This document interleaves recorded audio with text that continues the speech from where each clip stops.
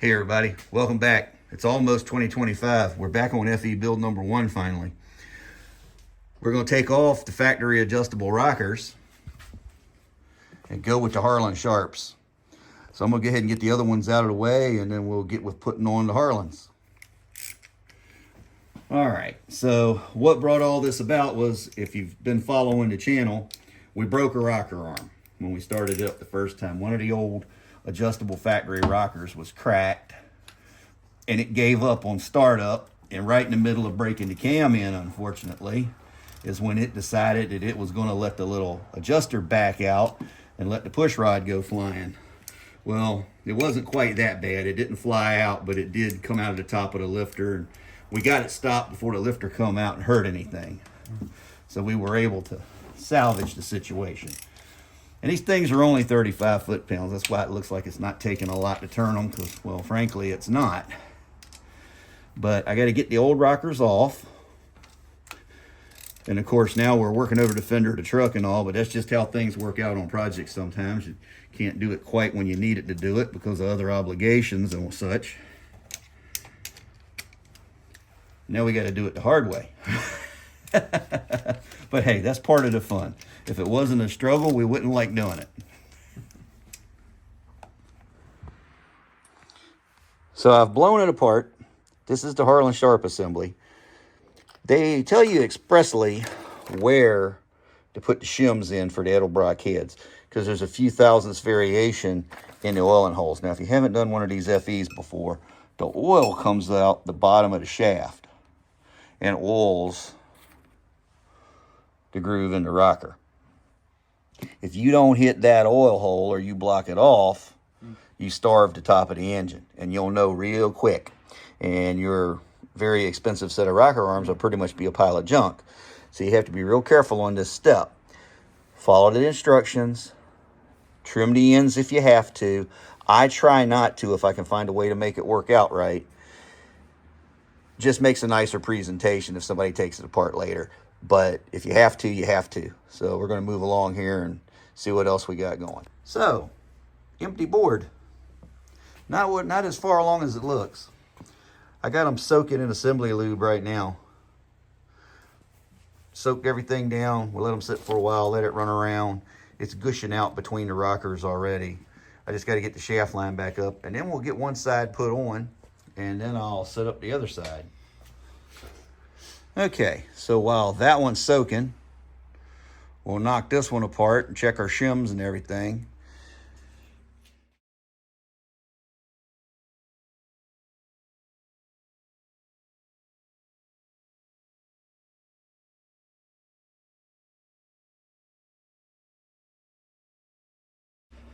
The shims go to the left if you got the Edelbrock heads. The shims go to the right if you have regular heads.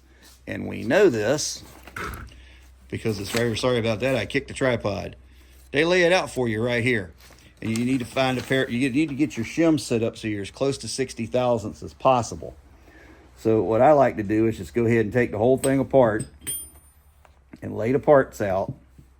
Because you got to wipe all the packing grease and everything off of it anyway, which on this set seems to be really, really thick. Well, thicker than they have been in the past. And I've noticed just a few differences in these ones and the sets I've had in the past. And maybe I'll get into that in a later video when I got one of the other engines apart for maintenance or something.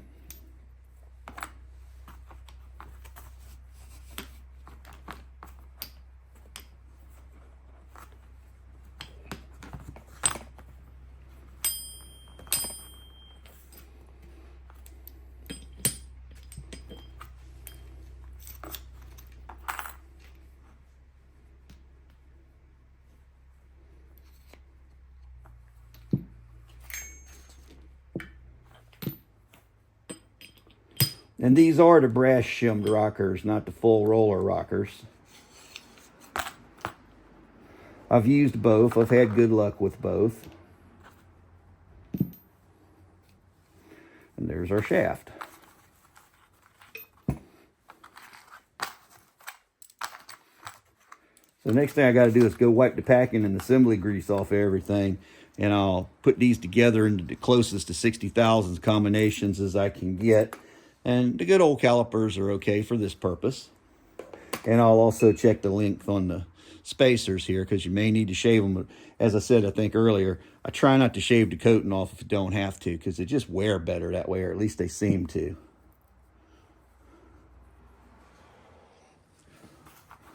So I just got to sit here and pick through these shims and come up with as close to 60 thousandths as I can get.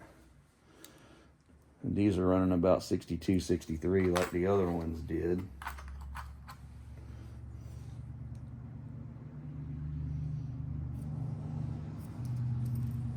And believe it or not, turn them over does change it sometimes. So we want to go that way with that one. And if I see one that comes up exceptionally lower than the rest, I can go back through and try to make it work out a little better. All right, 62. All right, there's those.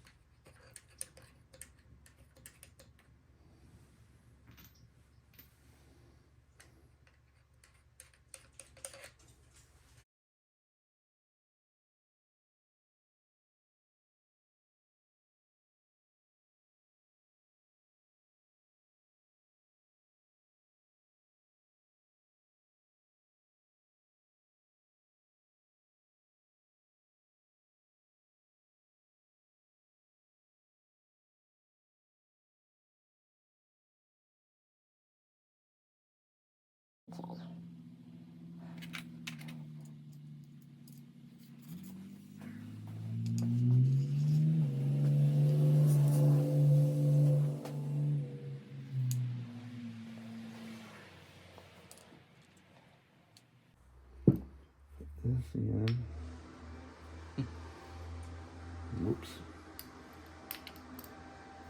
That in.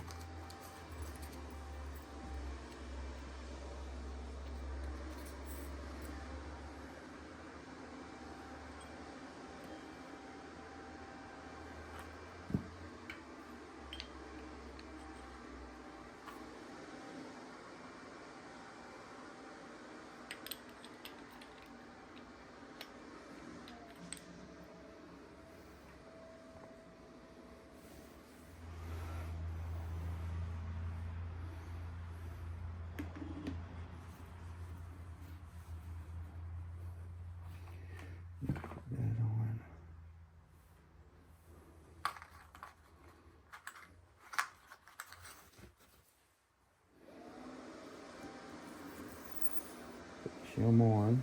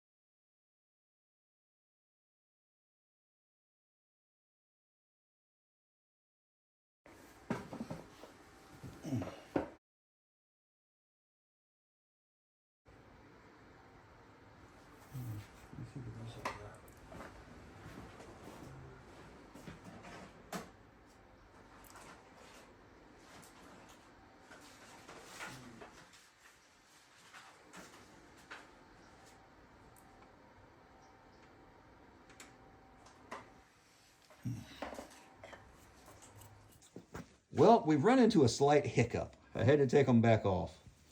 These rocker stands, and I should have checked this ahead of time, and my eye told me that the rockers looked awful close to the motor, but these rocker stands are an 1/8 inch shorter than the factory ones. I'm gonna have to get some 1/8 inch shorter push rods, so I'll be calling up Comp tomorrow, or when they open back up, because I think they're still closed for the holiday right now, and we'll get some push rods coming, and we'll go from there. So the saga that is FE Build #1 continues. Thanks for watching. As always, practice your skills, learn a new one. Either way, turn them into craftsmanship, because you never know how far it'll take you. Sorry about the shaky cam. It's been a long holiday week. And until next time, have a great day.